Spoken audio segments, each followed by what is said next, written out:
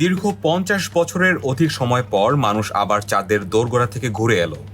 গতকাল ১০ এপ্রিল নাসার আর্টেমিস ২ মিশনের ৪ মহাকাশচারী সফলভাবে প্রশান্ত মহাসাগরে ল্যান্ড করেছেন। মিশনটি ছিল অনেকটা নতুন এক ইতিহাসের শুরু। চলুন সংক্ষেপে জেনে নেই এই মিশনের আদ্যোপান্ত। অনেকের মনে প্রশ্ন জাগতে পারে, এত বছর পর কেন আবার চাঁদে যাওয়া? এর সহজ উত্তর হলো, এবার আমরা শুধু ঘুরতে যাচ্ছি না, সেখানে স্থায়ীভাবে থাকার পরিকল্পনা করছি।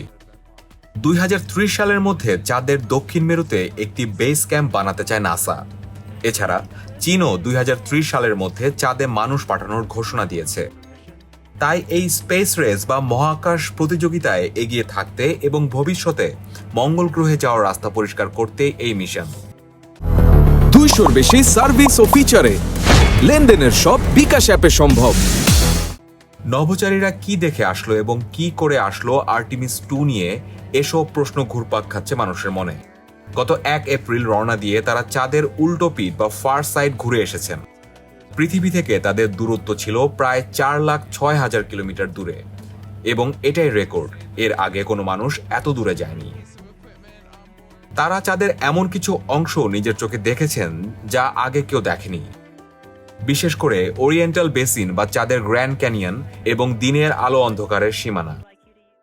এই মিশনে প্রথম কোনো কৃষ্ণাঙ্গ হিসেবে ভিক্টর গ্লোভার এবং নারী হিসেবে ক্রিস্টিনা কচ এবং প্রথম কোনো অমার্কিন নভোচারী হিসেবে কানাডিয়ান জেরেমি হ্যানসেন পৃথিবীর কক্ষপথ পেরিয়ে মহাকাশের এত গভীরে গেলেন। এটা ছিল মূলত একটি টেস্ট ড্রাইভ। নাসার বিশাল SLS রকেট এবং ওরিয়ন ক্যাপসুল ঠিকমতো কাজ করছে কিনা, মহাকাশচারীরা সেখানে সুস্থ থাকছেন কিনা, এসবই ছিল মূল লক্ষ্য। এমনকি তারা মহাকাশে একটি বিশেষ টয়লেটও পরীক্ষা করেছেন। মিশনটিকে এত গুরুত্বপূর্ণ ভাবার অন্যতম কারণ হচ্ছে ৪ নভোচারী প্রমাণ করেছেন মানুষ আবার গভীর মহাকাশে দীর্ঘ সময় কাটাতে সক্ষম। তবে এর পেছনে ভূ রাজনীতিও রয়েছে।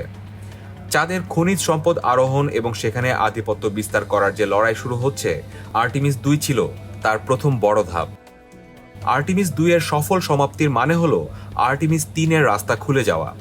২০২৭ বা ২০২৮ সালের দিকে নাসা সরাসরি চাঁদের মাটিতে মানুষ নামানোর পরিকল্পনা করছে। অর্থাৎ খুব শীঘ্রই আমরা দেখব মানুষ আবার চাঁদের ধুলোয় হাঁটছে।